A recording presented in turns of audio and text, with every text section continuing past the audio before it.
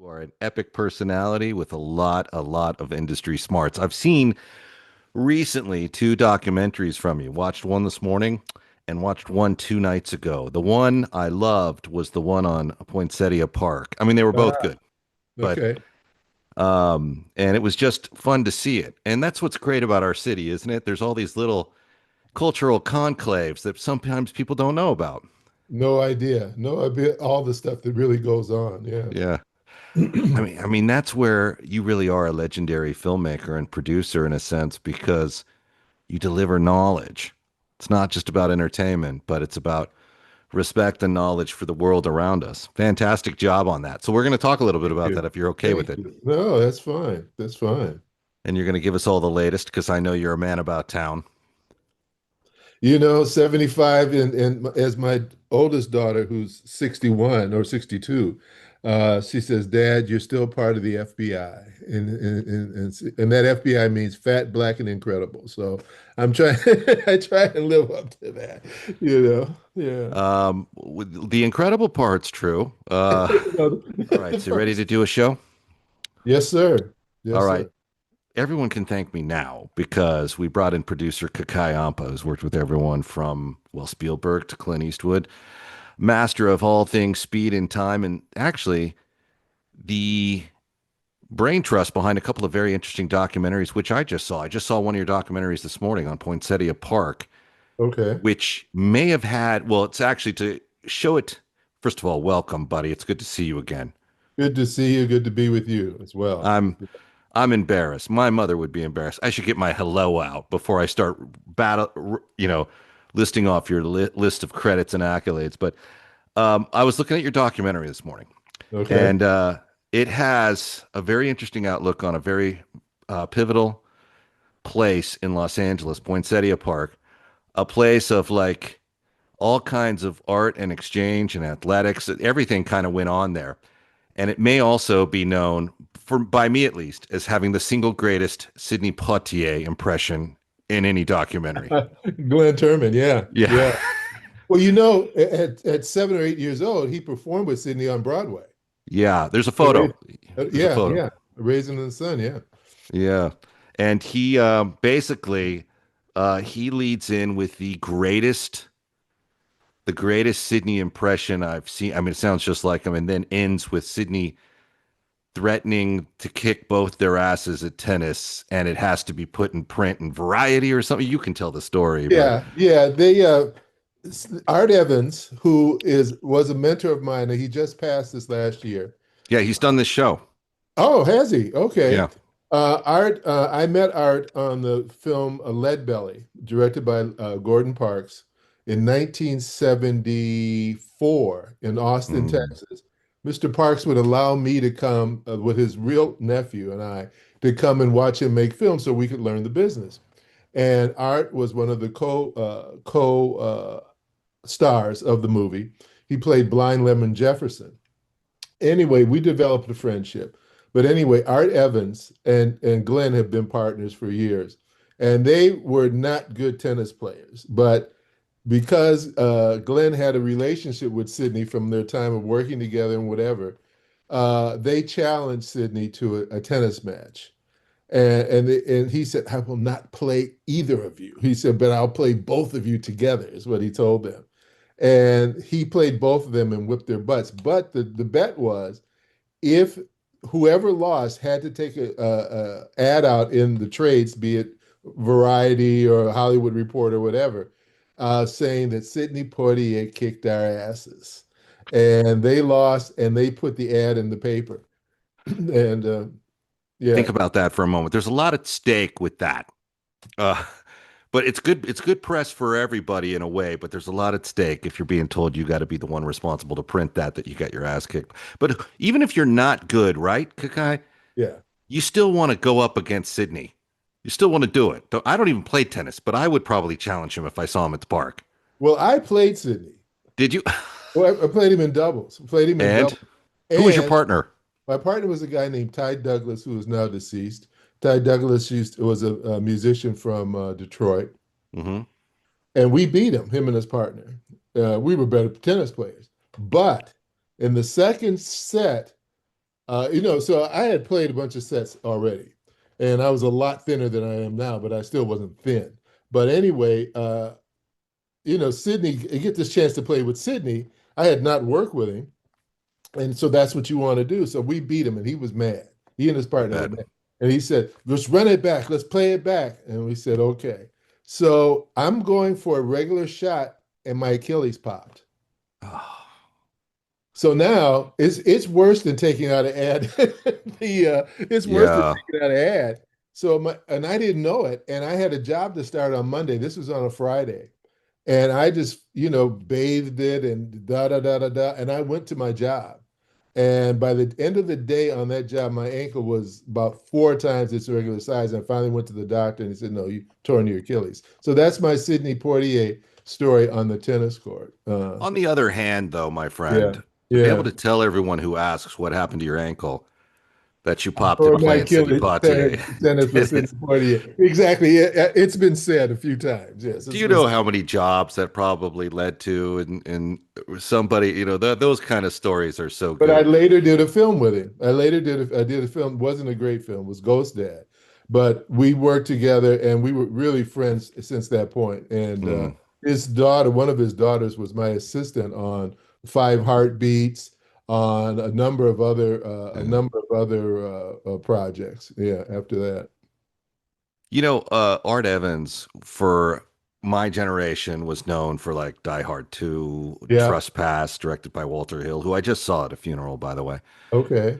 Art Evans himself just seemed to pass away a few months ago, He tragically, but did. he He was he did. I was helped plan his going home service. Yeah, with his wife, Babe. Yeah. oh, did you? Yeah. Man, Yeah. man, you are a man about town. You're the very hero we say you are, buddy. But he also really made an impression on me with a fantastic cast and a soldier story. Remember Oh that? yeah. Oh yeah. Oh yeah. Wilkie. Wilkie. Is that his name? Yeah, I think that was his character name was Wilkie or something like that. Yeah. Yeah. But there was Yeah. so many that was such a great cast Oh in that. yeah. Oh, the Yeah. soldier story. Yeah. Uh-huh. Yeah. So let's talk about why you did this documentary. What was I'm so glad Loda showed it to me. Loda is actually up to speed on all these things way better than I am. She knows what's good, what's out there, what's current. And I'm glad she showed this to me because I get nostalgic being an LA native. So when I Okay. see old video from like the 70s of people doing 70s things, Yeah. Yeah. I instantly have an attachment to it. So I really had a good time. And you're in it, by the way. Yeah. I saw your interview was riveting, my friend. Really? Yeah. Yeah. Why the pause? Well, I mean, this you got all these known people. I mean, yeah, I spoke to a couple of issues, about, where things went, how things were, and then where things went, with the park itself. Yeah. It's hard to convey sort of the emotional context of these sort of historic slash nostalgic situations. It's hard for those that weren't there to kind of get an understanding, but they can somehow get a feeling by what you're Mhm. showing. Hmm. And the one thing that came through is like I can only remember a few of the stories, but the impression the overall documentary made on me about the park and what it meant was a very dominant force in why you watch it. That was really kind of nice, actually. So, Okay. why did you were obviously are you a did you grow up at this park? No, I grew up in Minnesota. I didn't come to LA until 1977. So I was 27 when I actually moved here. Yeah. Yeah. Hmm. So why did you pick this subject for your recent documentary? Well, it has had such a lasting impression on all of those who did go to the park because it was magical, especially on the weekends. It was just magical because you had Jim Brown, Jim Kelly, Yeah. you had Aretha Franklin, you had Denzel playing basketball, you had Arsenio Hall there, you had what's the guy who did Bebe's Kid? You know that comedian? He died, Robin. Yeah. He had a tree that he stood under every weekend doing his act.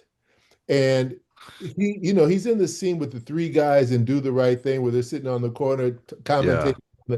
He was doing that in that park. So he was just, Arsenio had a spot. And see, what you don't understand is that on the north side of the park, across the small street, uh, was Motown's recording studio, not their offices, their recording studio. So you would get all the people from the studio coming across the street, this little small street, Romaine or something, whatever it is. Hmm. They would walk across the street to the park in between sessions or when they had breaks. So you get the Jacksons over there, you get Rick James over there, Tina Marie over there, you get walking through the park, you know? That's one of those intricate building blocks in our city on a cultural level that Mhm. we as natives know and appreciate, but the average person just zooming by does not get. Right. That a nondescript building has magic inside it. And that, even living here, I've had different people, high caliber personalities in our business, such as you and people at Motown, or even I remember the guys in Guns N' Roses pointing at a shack and saying we recorded our first album in there. And you're like blown away by that. Yeah. Like, Yeah. what? That looks like a, it looks like a gardening shed. There's a But brief picture of that building, the Motown building, and it's nothing. yeah, It's nothing. But that was where they recorded when they moved to California. When they first moved, that was where they set up the recording studio. Yeah. that's awesome because my daughter would love to probably see the building. She's a big Motown fan. Ah, well, it's no longer there, but she can look at the documentary and it's mentioned. It's mentioned in the documentary, the picture of it. And that was directly across the street from the park. So, what's the landscape there like today, where the park was? What's it Well, like now? the park, it's a lot of new apartment buildings have been built. The it's a whole in terms of human landscape, it's Hmm. mid 30s, up and comings, gentrified. The park had I just want to say the park had a flow in the morning.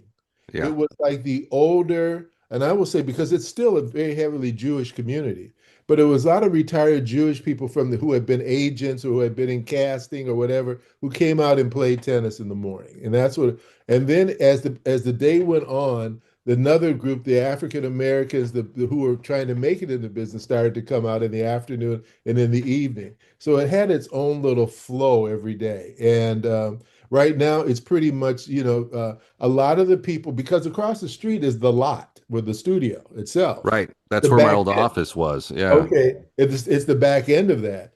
So Hmm. a lot of people who work over there come over there and eat their lunch and sit over there. A lot of my daughter who's over there, she was working with people that she was working with says, my dad used to hang out at this park, da da da da da, and she would tell them the history and they would just be blown away. Yeah. Yeah.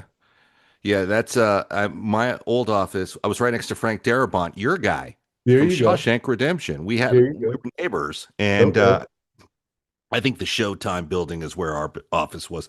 I haven't actually walked it since that building's gone up, but uh, I uh, I think looking back at this, the one of the things that is so awesome is the what a park can do for a community because at some point you not only have all these celebrities going there. I mean, these people can have their own tennis courts, they can go anywhere, tennis clubs, but they're in this park. And you also got like former NBA players doing like basketball tournaments. Yeah, yeah. Outdoor court basketball, the Poinsettia Classic. Yeah, It got to be pretty heavy there for about 6 or 7, 8 years. Yeah, yeah. incredible, incredible. It was the East Coast version of the Rucker tournament that they have back east, which Hmm. is still ongoing. It's been, quite a tournament forever. But a New York guy named Hank Ross started this tournament and it grew and really grew. And you had, some wannabes and some actually ex players and stuff like that. It got to be quite something. Yeah. So what we've established is Glenn Turman does a brilliant Sidney Poitier Yes, he impression. does. Yes, he The does. park itself is very much missed for what it offered the community, Right. but this documentary captures the magic it provided for so long. Where can people see this? Well, basically, it's just, if I can send them a link, I'll send them a link, or I'll give you a link if they want to. You can Oh, put for sure. it on the link on your website or something, and they can see it. And just tell them the cost of watching it is send a comment. That's it. That's the cost. I would love to. I love these moments like these snapshots of what our world was. It's one of those things I really do value it when you capture the authenticity of it. Yeah. You know, Ted Lange, by the way, looks great. What's he He does. doing? He Ted looks Lange, great. What he is he doing to look that good? he is writing and directing plays around the country. Him, Bernie was it Bernie, not Bernie Coppell, but Fred Gandy, who was on Mhm. the show, and Jill, whatever her last name was, from they're doing a play that's going to open next month somewhere. I just saw a notice. He's doing a lot of plays. Yeah, He was one of the coolest characters on television until Rico Tubbs showed up, and then I was like, wow. yeah. But Ted Lange looks like he hasn't aged much at all. I You know, was other than the amazed to see gray him. hair, his physically he's getting around. Now I before when I came out for the 2 years before I moved here. I got through Art Evans, met Ted Lange at a party, and I worked on his AFI. He was an AFI fellow while he was on the Love Boat, Mm. and he was doing his first year film. So he asked, and I met him at the party. He says, "Do you want to work on the film with me?" So while I was here, just here on vacation, worked on his AFI film the first year. I was the dolly grip and the still photographer. Okay. So I went back to Minnesota. He called me the next year, called me and my friend, hey, I'm doing my second year project. So the stars of his project was called The Great Trained Robbery. The stars of the was it was about some kids who were snatching purses at a shopping center. Jane Kennedy played a woman who worked behind the counter where they snatched the bag. Uh, Hmm. Glenn Turman and Art Evans were two employees of the store, and they both wanted Jane Kennedy, right? Anyway, so I was the dolly grip of the still photographer. The next year he did the same film again, but the next year you do it on film. One year you do it on video. The next year, this is 1970, 75, and 76. Okay. And this is when AFI was in Greystone at the mansion in Beverly Hills. So now I'm coming out here. Oh, is this how it is? You're going to be in mansions all the time. This is great. So the second year after I did that, I said, if I come back out here again, that's it. I'm coming to live. So in 77, I actually moved out. But it was Ted Lange and then when I moved out, I got a job working for Ted at stage managing a play of Hamlet starring Glenn Turman and Art Evans at the Inner City Cultural Center. And while I was there, I met Stan Margulies and Reuben Cannon, who was the casting director. And then Yep. they gave me a job on Roots 2. And while on Roots 2, the location managers went out on him. He was at home on the floor. They said, call him up every day. He'll tell you what to do. And then they got me into the union as a location person. And I became the first African American in the location division of the Teamsters, and that's how it started. So it all comes through Art Evans and Ted Lange, basically. Yeah, Now, buddy, it starts with your level of integrity and the quality human being that you are, because they had plenty of options they could have plugged in those roles, but they yeah. went to you. So not only did they have the skill set to recognize talent and do you the favor, but you also undoubtedly made them proud and made it a good call. So let's give a little credit your way, man. I Well, mean, come on. I have been blessed. Prior to that, having worked in the community in Minnesota for 8 years, dealing with government agencies and da da da da da da da da da, just was like grad school for me to be able to do locations, basically. Yeah, Yeah, yeah. And you've done some locations in the early days of your career for some pretty heavy hitters on some landmark movies. We've talked a little bit about it. yeah, Some of my favorites and some of my favorite directors who've just delivered time and again, man. yeah. Talking about, hey, I have something to show you. You got a Okay. moment? All Yeah. right. So No, hang tight. no, I gotta go. No, Don't. I'm all Not yet. yours. Not yet. This is I'm all something. yours. This is I'm all specifically yours. I'm for all you. yours. I All right. cherish these meetings. This is just Yeah, sure you do, man. Our first movie tells the story of a friendship behind prison walls that spans more than 20 years. It's called The Shawshank Redemption, and Shawshank is the name of a prison where a banker, played by Tim Robbins, receives a double life sentence for the murder of his wife and her lover. I'm Andy Dufresne. Wife-killing banker. Why'd you do it? I didn't, since you ask. You gonna fit right in. That's Morgan Freeman as the other prisoner there. He's a fixer who can supply almost anything behind bars. I understand you're a man that knows how to get things.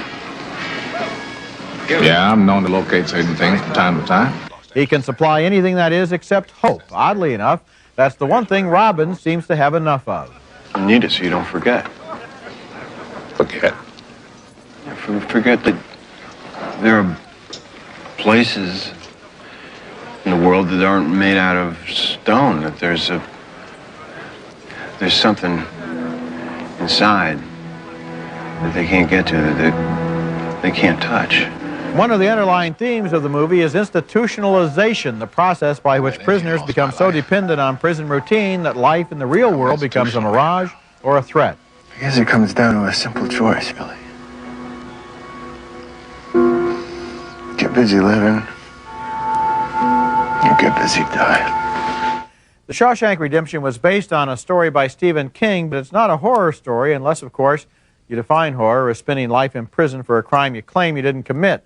It's a very closely observed portrait of these two men, played by Tim Robbins and Morgan Freeman, as they do time together and accommodate themselves to the system. But all the time, there's a hidden story going on, which we sort of suspect and sort of don't, and which leads to the redemption that's hinted at in the title. This is a wonderfully well-acted film, and it really got me involved. Well, I think I like this picture even more than you. I think it's one of the year's best films, and the picture that it reminds me of the most, it should be really obvious, is One Flew Over the Cuckoo's Nest. No.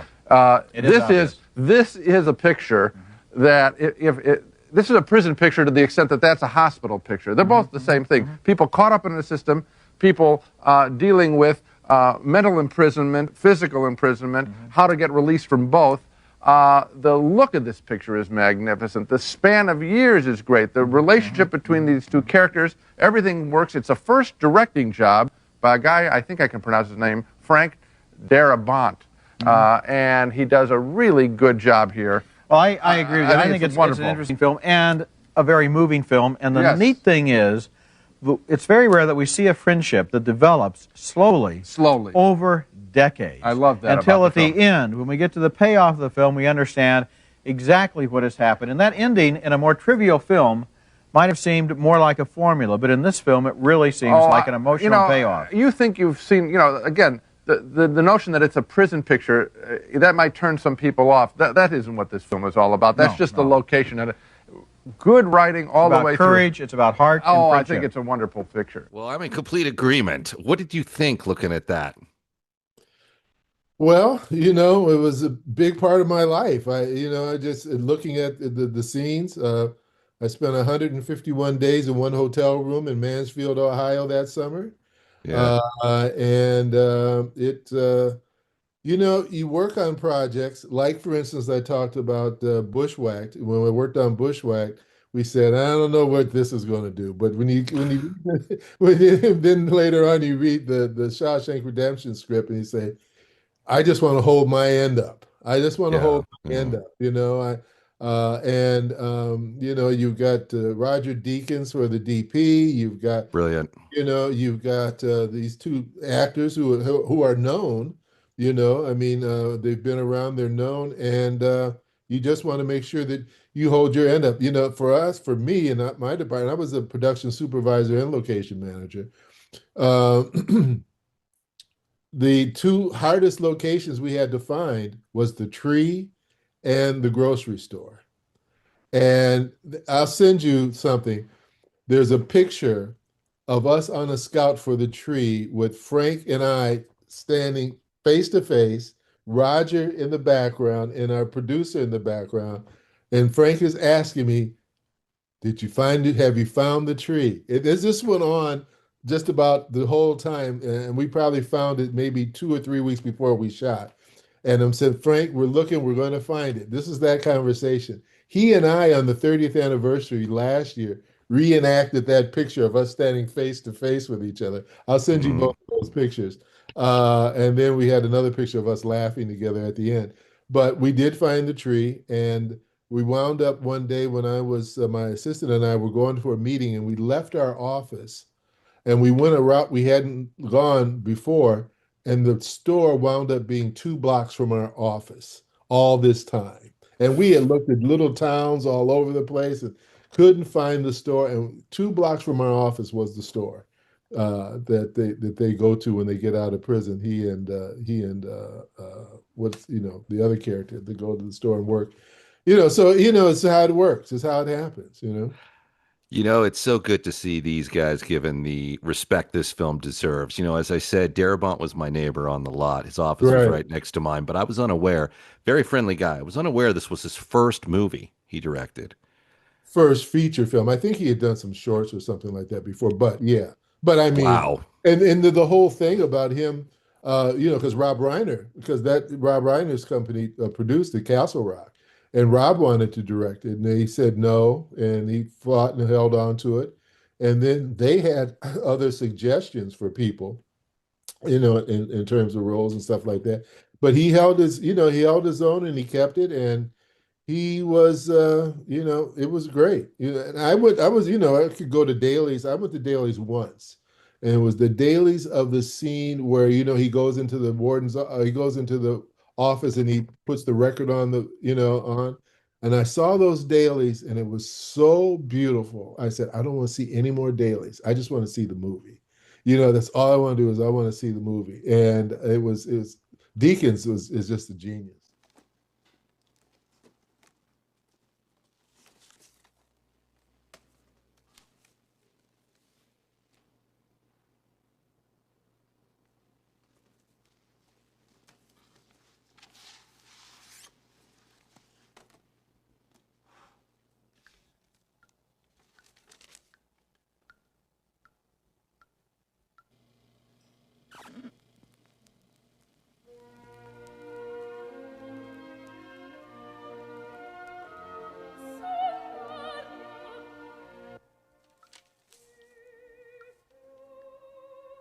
Andy, do you hear that?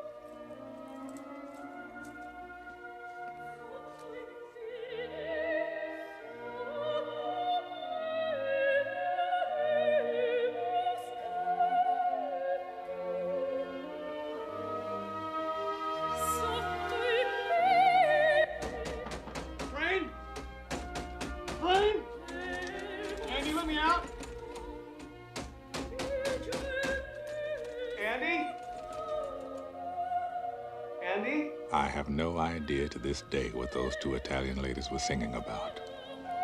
Truth is, I don't want to know. Some things are best left unsaid. I like to think they were singing about something so beautiful it can't be expressed in words, and makes your heart ache because of it. I tell you, those voices soared, higher and farther than anybody in a great place dares to dream. It was like some beautiful bird flapped into our drab little cage and made those walls dissolve away. And for the briefest of moments, every last man at Shawshank felt free. It pissed the warden off something awful. Open the door. Open it up! Dufresne, open this door! Turn that off!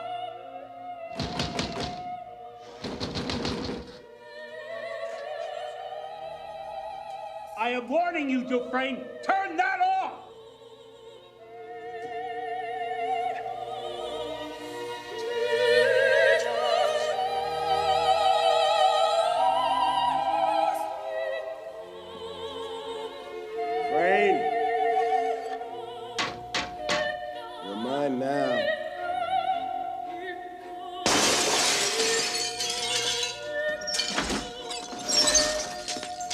Andy got 2 weeks in the hole for that little stunt.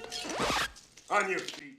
Yeah, incredible talent. And let's talk about the folklore around the movie for a bit. Yeah. Now, as you know, you have been a partner with us in the past with some of our charity work, including Combat Radio's Christmas Carol for a Cure. And the reason I point this out is it featured everyone's favorite prison guard, Clancy Brown. Yeah, yeah, yeah. And I think in addition to this year, it features everyone's favorite cell block villain, Mark Rolston, who was also in Yeah. Aliens as Yeah. PFC Drake and Yeah. Lethal Weapon. They all have great credentials, but they have told me about the movie from time to time, and as have you. And one of the bits of trivia I love, and I should also point out, you did another documentary about the effects of the Shawshank production on the town of Mansfield. Yes. And one of the things that one of the production guys involved said was, the former warden of the prison, when it was open, is in the movie as a prisoner. Yeah. Was that you who told me that? He's on the bus going in, or yeah, no, but I didn't tell you that. But yeah, it was. Yeah. yeah. So did you interact with that? Must have been a surreal moment, like when you you have the warden in like a. Well, I don't know if he's on the bus. He's not in his prison garb yet, but it must have been one of those moments, Well, the thing is, I really didn't interact with him. I had my assistant Scott Staller did that. You see, the thing was when that reformatory closed down, they built a new one a quarter of a mile away. So we had an active reformatory a quarter of a mile away, and we had to interact with them because we closed the road down. And I remember one day, we had another take, and we were holding the commissary bus up, the truck up to feed the. The prison said, "Okay, guys, we're going to shut you down completely if you don't let that truck get through." It was that kind of thing. But we worked with them, and it was great. But yeah, we had the cooperation that we had with that, because it was still part of the prison system, the building, even though they were about to tear it down before we got there. And then once we got there and did the film, they realized that, maybe we've got something here, but we've got to tear down portions of it because it was falling apart. The roof scene, let's just talk about the roof scene where they're tarring the roof. We had to reinforce that so we could put a crew and cast up on there. We had to get a structural engineer in there to look at that, to reinforce it so that we could get a crew and a cast up there on that roof to shoot that scene where they're tarring the roof. Yeah. So, yeah. So we both worked with Clancy Brown in different capacities. You worked with him on this legendary project where he's the meanest guy in the movie. Right. I worked with him when he was in a great mood on a Combat Radio Christmas Carol, and he's the most lovable guy backstage. How was he to work with? And is he one of those actors that has to kind of click into gear and be some version of what he's playing, or is he very laid back about it? And you see, I don't get much of that. I don't get much of that as because I'm always ahead and behind. That's true. So, you are. Well, speaking of that roof scene, when they shot that, I was in St. Croix setting up the shoot down there that we were going to do for the end of the film. And that scene is, my heart sinks on that scene because I had forgot to order the police. You see, on that roof, you look out over the town of Mansfield, which is day 1993. And I forgot, for traffic control, no car would go by, which was non-period, right? So the producers, David Lester, and them, when I got back, says, "I know we talked about this, Kakai, but you didn't know, and every time I see that scene, I'm just still looking outside." Enough years ago, figured him for dead anyway. So anyway, this lawyer fella says to me, his brother died a rich man, oil wells and shit, close to $1 million. $1 million? Yeah. Fucking incredible how lucky some assholes get. Jeez Louise, you gonna see any of that? 35,000. That's what he left me. Dollars? Yep. Holy shit, that's great. That's like winning the sweepstakes. Isn't it? Dumb shit, what do you think the government's gonna do to me? Take a big wet bite out of my ass is what? Poor Barry. Terrible fucking luck, huh? Crying shame. Some people really got it awful. Andy, you nuts. Keep your eyes on your mouth, man. Andy. Well, all right, you're gonna pay some taxes, but you'll still end up with... Oh, yeah. Maybe enough to buy a new car, and then what? I gotta pay tax on the car. Repair, maintenance, goddamn kids pestering you to take them for a ride all the time. Then at the end of the year, you figure the tax wrong, you gotta pay them out of your own pocket. I tell you, Uncle Sam, he puts his hand in your shirt and squeezes your tit till it's purple. The man never gets a break, that's the truth. He said, Rich, get him yourself killed. Keep talking, no. Some brother. Shit. Hey! Mr. Hadley, do you trust your wife? Oh, that's funny. You're gonna look funnier sucking my dick with no teeth. What I mean is, do you think she'd go behind your back, try to hamstring you? That's it. Step aside, Mert. This fucker's having himself an accident. You don't push him off the roof. Because if you do trust her, there's no reason you can't keep that 35,000. What did you say? 35,000. 35,000? All of it. All of it? Every penny. You better start making sense. If you want to keep all that money, give it to your wife. The IRS allows a one-time only gift to your spouse for up to $60,000. Bullshit. Tax-free? Tax-free. IRS can't touch 1 cent. You're that smart banker what killed his wife, aren't you? Why should I believe a smart banker like you? So I can end up in here with you? It's perfectly legal. Go ask the IRS. They'll say the same thing. Actually, I feel stupid telling you this. I'm sure you would have investigated the matter yourself. Yeah, fucking A. I don't need no smart wife-killing banker to tell me where the bear's shitting the buckwheat. Of course not. But you do need someone to set up the tax-free gift for you. And that'll cost you. A lawyer, for example. Bunch of ball-washing bastards. Right. I suppose I could set it up for you. That would save you some money. You get the forms, I'll prepare them for you. Nearly free of charge. I'd only ask 3 beers apiece for each of my co-workers. Co-workers, get him. That's rich, ain't it? I think a man working outdoors feels more like a man if you can have a bottle of suds. It's only my opinion. Sir. What are you Jimmy staring at? Back to work! Let's go, work!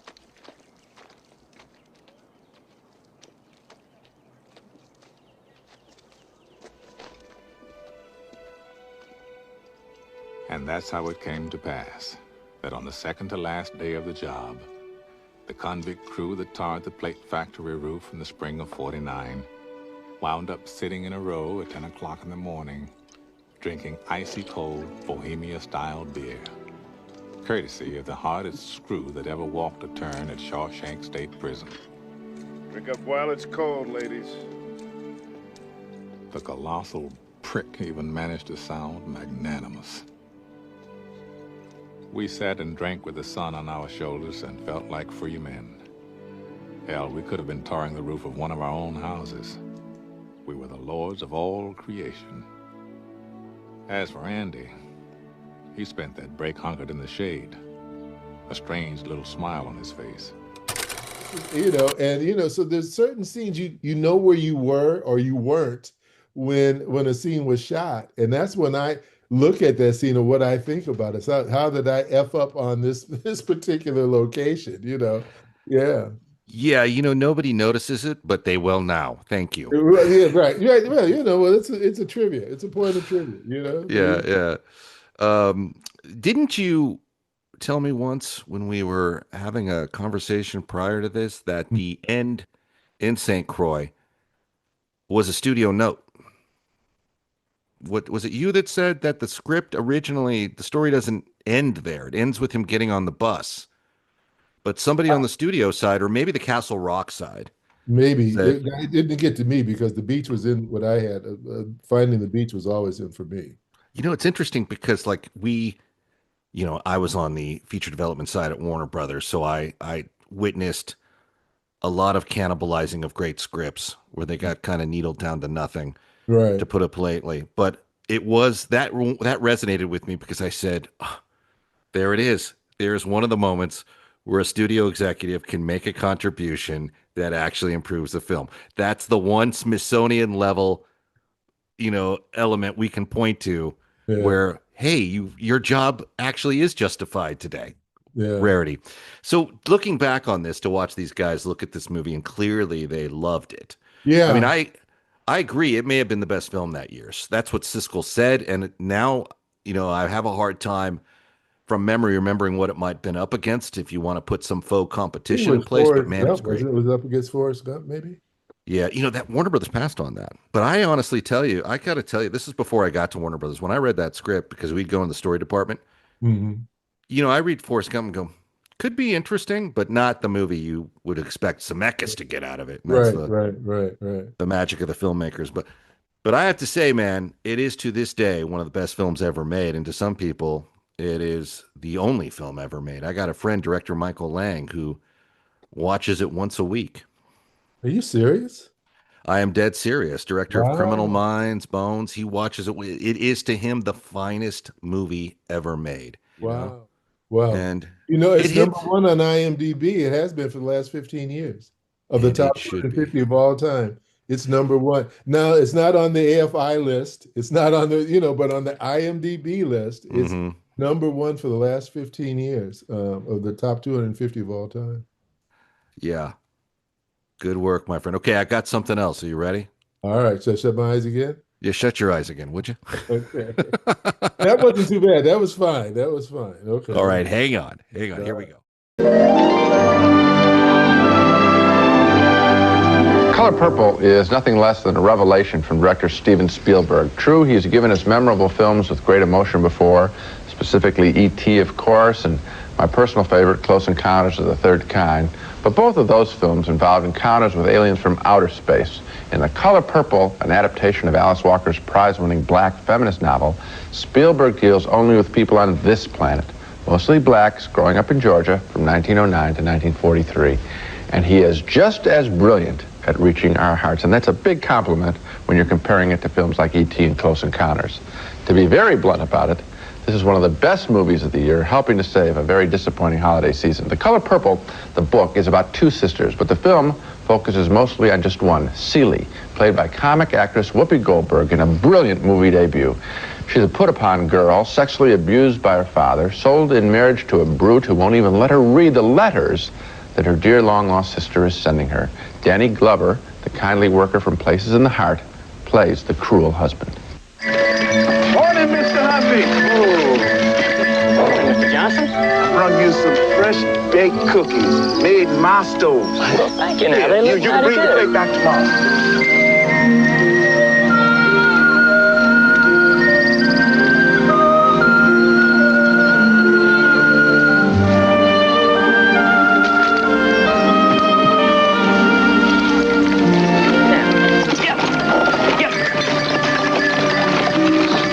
Have a fine day, Mr. Huntley, and keep the plate.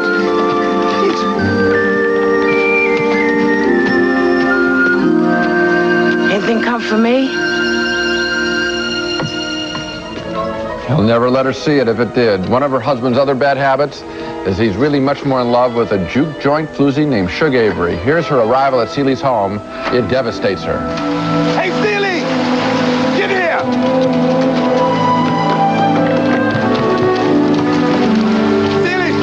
Suge Avery, friend of the family. Fix up the spare room. I can't move. I can't move. I need to see her eyes. I feel like once I see her eyes, then my feet can let go of the spot they stuck in.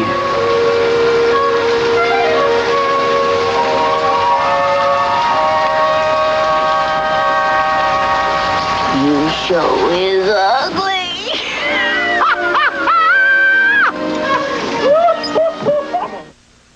Well, the pain on her face there is very real. The emotions in this film are flawlessly performed. One performance is better than the next. One of my personal favorites is a tough-talking, independent woman who is sort of a model for Celie as she gets stronger throughout the film, played by TV talk show host Oprah Winfrey. It's a terrific first performance, and Spielberg gets a lot of credit for getting think about it, two great first performances on film from Whoopi Goldberg and from Oprah Winfrey. The growth and change of most of these characters is memorable. Their pains and joys seem real and not manipulative at all. And at the end of the film, there's a scene that can't help but bring tears to your eyes. Sometimes critics throw that line around and you think, they're just saying it. This really works. Honestly earned tears. I love The Color Purple from start to finish. I feel sorry for people who miss it. A lot of Oscar nominations are going to come out of this picture. I don't cry very often at the movies. You know, I really, maybe once a year, maybe once every 2 years. I don't even do it that often. And it's very rare when it happens. And sometimes when I do cry, I find it's just like in this movie. I don't cry at the sad places. I cry at the happy ones. I did. And the moment that we must have done it. Exactly the same. Yeah. I was so overcome by that, and of course it's earned. It's not just a happy ending that I'll tell you, tacked on. Let me tell you something. We have been there with this woman from the beginning of this movie right down to the end. We have lived her life with her. This movie gets underneath her skin, and it's amazing to me that Spielberg could make this film in a way, because all of his other films, even the really heartbreaking, real good ones like E.T. and Close Encounters, which you've mentioned, have also been special effects and action. This is a drama. It's straight ahead. It's the story of people's lives, and it works. Well, what's remarkable to me is we didn't see this film at the same time in the same theater, and when the moment comes, it hits you like a ton of bricks. I'm just glad, because I was getting real down on the movies this year, and not after seeing this film. All it takes is one. Spielberg never seems to let us down. Well, sometimes, but not this time. Thumbs up, though, for The Color Purple. We both think it's one of the year's very best films. Another, but not quite enough of them. Yeah, and sure. Certainly not enough of Vanessa Angel, that's for sure. But The Color Purple, right? The Color Purple is the real winner. Well, I'm crying I'm crying watching them review the movie. I mean, man, that is a incredible movie. One that basically, did that kick off your feature production? Were you on the A-Team? That was my first feature. I was on the A-Team, and I got that call, and I thought it was a joke. I thought, because you at that point you're doing TV. I've been doing TV for 7 or 8 years. A-Team, Knight Rider, Cagney and Lacey, all that stuff. And you want to go to features. That was the next progression. You want to go to features. Correct. And I get the call and they said, "This is Amblin, and we want to talk to you about doing a film." I said, "Like, who is this? What is this?" And it was. And so I came for a meeting, and the meeting was with myself and Kathleen Kennedy. We're sitting in her office, and she's telling me about the film that we don't have a script yet. Well, we do have the book. I give you the book. Why don't you read this and tell us if you want to do it? Well, I could have said yes right then, but I had to be cool. Okay, thank you. I took the book, and So now I'm meeting one of the most, not women, one of the most powerful people in Hollywood, period, in Hollywood. And and I have this big decision to make. Do I want to leave Mr. T and go to work with Steven Spielberg? And it took me all but less than a half a second to say yes after I read one of my next meetings was in the commissary or the kitchen there at Amblin, and I'm sitting there and I'm with Quincy Jones, who's a producer, Steven Spielberg, Kathleen Kennedy, Frank Marshall, and Quincy Jones. And I'm like, what in the hell am I doing in this room, But I'm, holding it up. And it was like, okay, find the locations. And I'm off to the South and looking at, 5 different states. Now, take us through your job in rapid fire progression. You're at this meeting. You got the job. What is the first thing you do? I meet with the production designer, and we meet with talking about the look of the picture. And what type of, we're looking at the different architecture, what Mister's house will be, because Mister's house is the focal point for the whole film. And so I'm reaching out to different film commissions around the South to try and find what they have, anything that meet what we send out as what we're looking for. And they're sending in different pictures. And we're going through them and they say, I like this, I like this, I like that. And then I'm even going places that didn't send anything that was good, but might have regions, so that I'm traveling through the South, primarily Mississippi, Alabama, North and South Carolina, and Georgia. Well, and it's written for Eatonton, Georgia, so I have to go to Eatonton, Georgia, because that's where the story was written about. But the North Carolina Film Commission sent us a picture of this house. And Stephen really liked it. And so that became our focal point.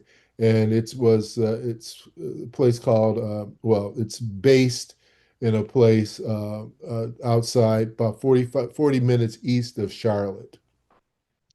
And so I go there, look at the house, and when I get to the town square, they have a Ku Klux Klan sign-up table, right? So I know where I'm at, right?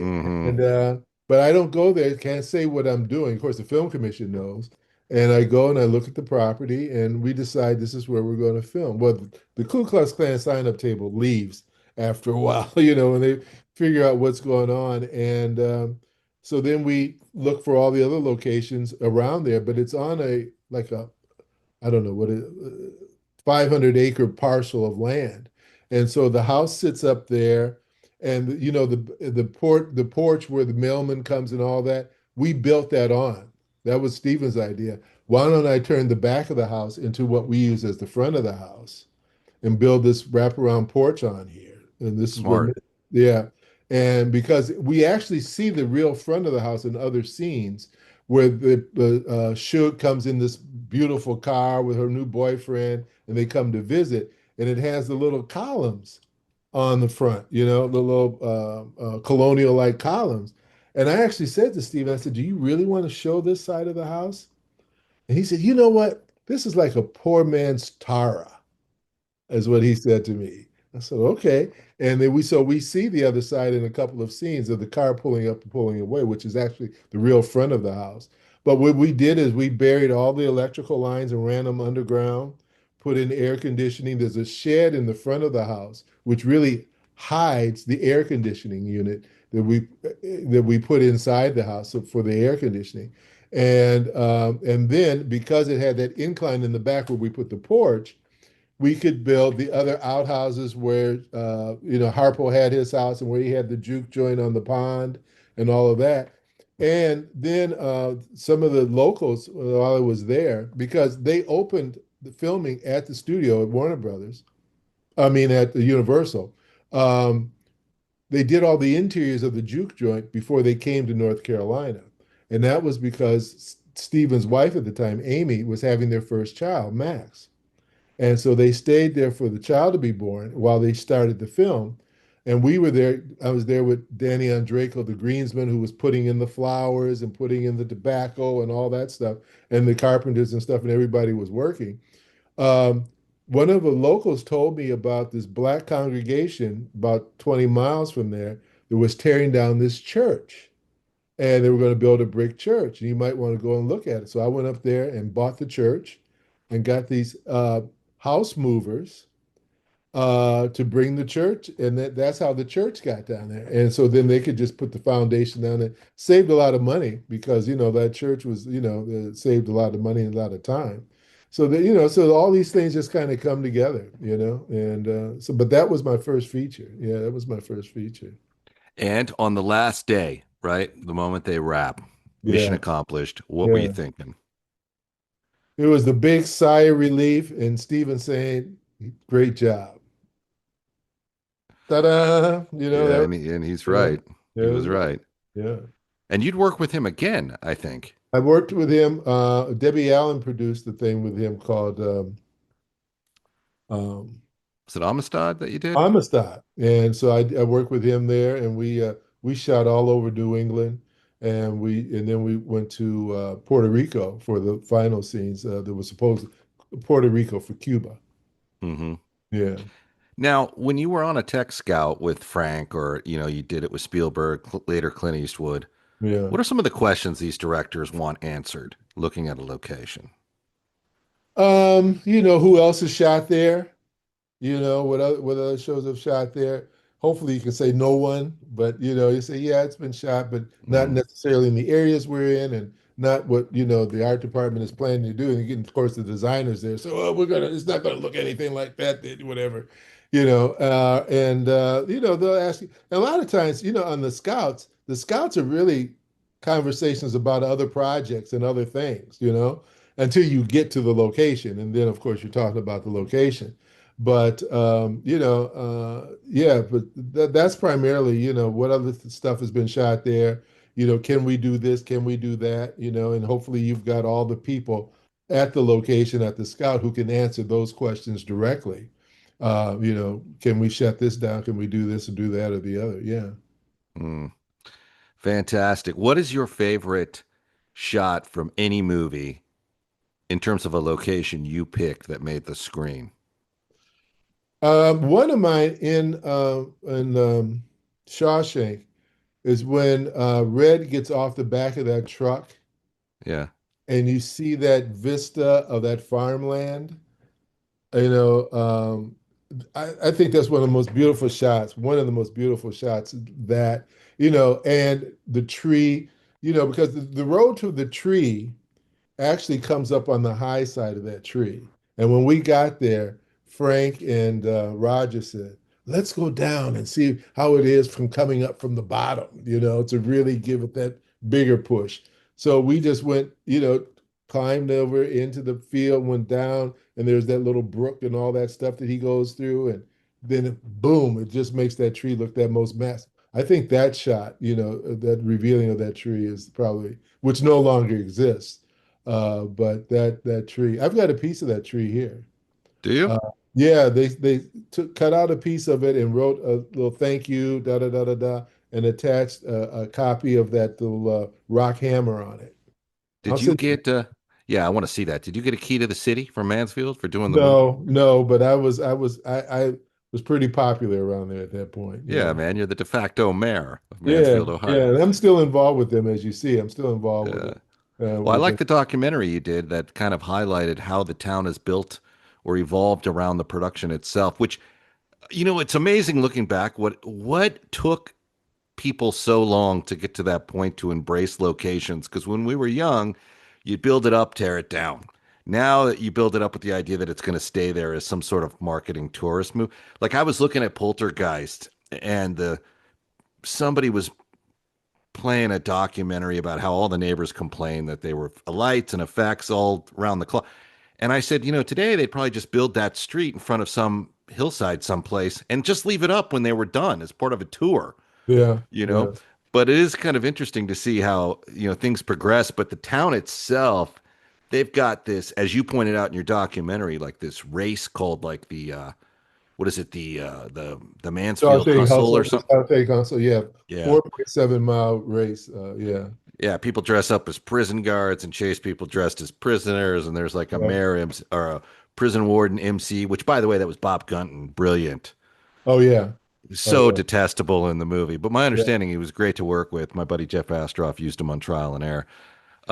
So many great personalities. I mean, the details in that film, starting with your location work and just the actors and just the grit. I know what you went through to get that location ready because you told me there was like, what, 6 inches, 3 inches of ice? Ice on the floor. It had been left, empty for like 2 years. Yeah. And it was in bad shape. Yeah.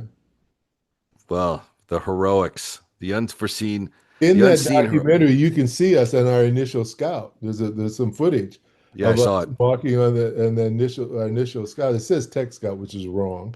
It's his initial scout. It wasn't a tech scout. But anyway, I don't know how I let that get by on the film. Now, Deakins must have been something of a problem solver when he got on location. Major problem solver. Yeah, give me an example of that. Does something come to mind? I mean, first-time director, right? So you're going to have some challenges. I think it's one of the main things where you had all those scenes with all the actors at the table, and how do you shoot that? How do you know what I mean?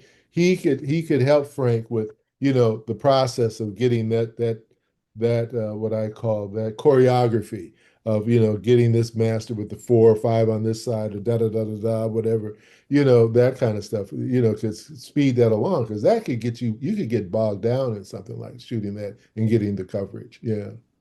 What was the first day? Do you remember what was on the books for the first day? I think we might have done the helicopter shot the first day. Right? That would make sense, right? You want to get something cinematic in the bag for when your Castle Rock guys call. Yeah, and you want to get that out of the way too. Yeah. Because it's the biggest. It might have been the first, second, or so. It's early on because there's 500 extras. It's a helicopter coming over. And then you've got all the equipment's got to go away. Right. So you want to get that out of the way so that you can move in and you're ready to do your interiors and do your other stuff. Yeah.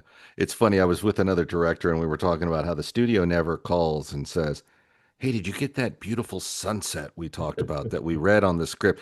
Did you capture the beautiful colors of that sunset? They don't Yeah. care about that. They'll just call me like, why the fuck are you 2 days behind? Yeah, right, right, right, It's like right. their priorities are so different and sometimes unrelated to what you may be trying to work out on the day. Yeah. But I mean, great choice in Deacons, I have to admit. And I don't know, I can't recall who shot Color Purple, but man, that movie Color looks Purple fantastic was as well. shot by, oh my God, Alan Davio. Makes sense. Makes sense now. So we'll do Bushwhacked next time we talk. I'll get a couple of your We might want to do something else. hey man, look, I'll I let have you a pick couple it. more. I have a couple of more. But Bushwhacked was, yeah, but it was working in the mountains, And I'll tell you a story about Bushwhacked. Please. We built or we used a cabin up in Tahoe, Mm-hmm. and we had to abandon because a snowstorm came in. And Really? because it was on national forest land, you're not allowed to plow. So we Oh. couldn't touch it. So we scrambled down to Carson City, I guess, Nevada, to go down the hill. And they had a warehouse and we built some interiors and we finished. But we couldn't strike the set for 6 months because in Tahoe, it snows in feet. It doesn't snow in inches. It snows in Right. feet. And so it just had to sit there until we could get up there and strike that set. Yeah. Luckily we got the exteriors, but it was crazy. Yeah. I know I've asked you this before, but what was your favorite movie to work on? Oh my, I don't know. Mars Attacks was one of the hardest Yeah. because we shot in DC, we shot in Nevada, I mean, shot in Arizona, we shot in Vegas, shutting down the strip, shot in Kansas, Wichita, and Burns, Kansas. The whole thing with Randy's donut kind of donut shop with the big donut Mm-hmm. shop and all that, and the Martians. Flags of Our Fathers with Clint was another really busy film where we shot in all the battle stuff in Iceland. We shot in DC and we shot in Chicago and we shot in LA. So those were the biggest, busiest, most fun. I don't know, you get to Shawshank was just a good summer, but Color Purple, it was a lot of our first film. It was Whoopi's first film. It was Oprah's first film. And I think as a family, we kind of all intermix more than I have on any other film, you know.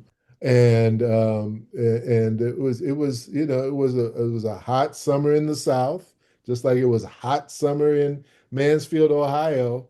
But it seems like those hot summer films have done well for me. Now you told me that the when you went on the scout for Color Purple, there was a Ku Klux Klan sign-up table at one of the locations. Yeah, when I went to the town um, that we were based in, there was a Ku Klux Klan sign-up table in the town square. Yeah. But once production rolled in and you guys started working there, how was the town and the people in it? Well, okay, now once it got out, because I didn't go there I'm doing this movie. Mm-hmm. I went in under Moonsong Productions, trying to be as incognito as possible. And then when the word got out, who I was at the Holiday Inn. Seems like I spent a lot of time at Holiday Inns, but I was at the Holiday Inn, and I'm in my room watching the news, and there's a news crew outside. Yeah, and the guy from the movie we hear Spielberg, he's in here, da da da da da, and so it took off. Well, then when they started looking at money potentially coming, Yeah, get that stand out of this. exactly. Get that out of Um, here. This is a Jewish producer. You got a black guy inside. yeah, Get right. all that out of here. Let's just get ready. The And real form of worship yeah, I comes mean, there's out. stories, there's stories I could tell you, but I'm going to tell you one story. You got time? Of course, for you. Okay. There's a store in the Color Purple that they go to when they go in town to the store, and there was a real store. There was a real store that we found in another little town called Marshville, and so we could take, we could. All you needed to do was to put some of that red dirt on the ground and some other stuff, and it was ready to go pretty much. But what we had to do was to relocate the people who operated the store because we wanted it for 2 or 3 months because we had to do time changeovers in the store. We'd Hmm. come there, we go away, come back. Anyway, so the couple who owned it, the locals called them the Applejacks. I don't know, I can't remember what their real name was, but everybody called them the Applejacks. They were the American Gothic picture come to life in real. Him in his bib overalls and the wife looking like Granny Clampett, literally. Okay. So I'm telling them the whole thing about what we need to do, and they say, "Well, fine." So we hire my assistant. Her name is Marjorie. She's a white woman from the Historical Society. She's the one who actually sent us the house to the film commission, who sent it to us, and she knew everybody. So that's who I hired as my assistant, right? So we're there, and so we hire a realtor to help find them relocate a place. So we get a call from him. He says, "Kai, Marjorie, listen, I've shown them 3 places and they didn't like any of them. There's not that many places. I only got one more. I want you to be here when we show them the space." So we said, okay. So we go there and he goes in, he unlocks the door. Now, on a location, Scott, with a director, everybody stands back and lets the director go and look at the location. Nobody says anything. Other people, the thing on the crew is, and this is just a pair, nobody will say whether they like it or not until the director says he likes it, right? Right. Okay. So we're doing the same thing with the Applejacks as they're looking at this store. And so they walk in there and they're mumbling about that and pointing over here, and they're mumbling about this. And they turn around and say, "We like it." So now, because I got an art department that's saying, "You got to get those people out of there. We got to get this store." Bo Welch, who became a well-known. Oh, yeah. Yeah, Bo. He was the art director. You look at this art department. You got Michael Reaver, Bo Welch. You got an all-star art department here, right? Yeah. So anyway, they like it. So the realtor, who's a white guy, and then the 2 Applejacks and my assistant and myself, right, are there at the door, and he's locking it. So he had to bend down to lock the door, right? So while he's doing that, Mrs. Applejack says, "It's like I always say, you treat me like white people and I'll treat you like white people." Well, I don't think it took him ever that long to lock a door in his life, because he just stayed down there fumbling with this lock.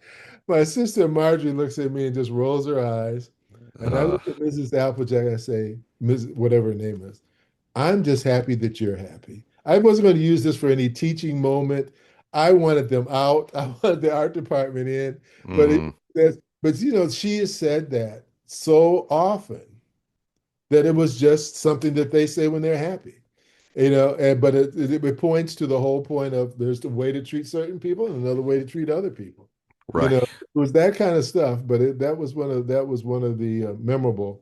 But I mean, I got along well with a lot of the people there, so it was good. So are you going to go to that town, Eaton, and shoot a documentary on the effects of the color purple production on the local inhabitants, or no? I would like to see, it would be interesting to me to go back there to see if anyone has capitalized on that as a tourist point. It would only make sense now that, I mean, this is the reason some of these towns are on the map. Yeah. Right? Oh, yeah. Yeah. So whatever. That was Monroe. Monroe was the town that we were based in, Monroe. Yeah. Yeah. So it would make sense. That would be worth looking into. It'd be interesting to see what they've built for the purposes, or what remains. You don't know, or what. Yeah. Well, installed. that the guy who owned that property wanted to sell us that property. I think it was 500 acres for $100,000. And now you've got air conditioning pumped in. You've got all your power lines underground. Yeah. I wish, No, that's everybody at the time, right? Like, So that's what, 1983, 84, something like that? Yeah. Right. Yeah. Fantastic. Well, buddy, it's always been a privilege to talk to you any chance we get. It's good to see the documentaries you're doing. You're one of those filmmakers that's doing something important. And I have to say, you're doing it with a touch of entertainment that's very, very much needed right now. So it's always fun to go back to the highlights, talk about the boys who miss you so much. We know Spielberg, Eastwood, Mr. T, of course, Mr. T. Mr. T. They all miss you. Who could never say my man? My name. He said, "Hey, my man, how you doing, my man?" He could never get my name out. Yeah. Mr. T means well, right? Doesn't he? Didn't He's he? good. He's great. Yeah. And all the other legends who you have helped in getting the art across, man. It's nothing short of a legendary career, and we're proud of you, man. Thank you for taking the time once again to visit with us. We got to catch up. I'm going to pick a couple of highlights, run them by you. Actually, I'll let you pick them. You get two. Okay. And we'll look at what people thought, what our supposed high-octane critics thought at the time of the movie's release versus what we feel about it now. Okay. Okay. We'll take them on and school them now that they're both dead. All right, brother. Well, any last words? Anything you want to? It's been my honor. You know, I love this show. I watch Thank it.